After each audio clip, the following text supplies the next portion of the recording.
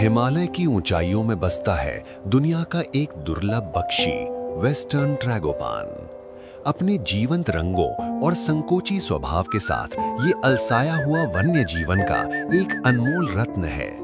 लेकिन इसका घर धीरे धीरे गायब हो रहा है। वनों की कटाई और मानव दबाव इसके अस्तित्व के लिए खतरा बन गए हैं। मौन और दुर्लभ हर नजर इस पक्षी की नाजुक सुंदरता की याद दिलाती है।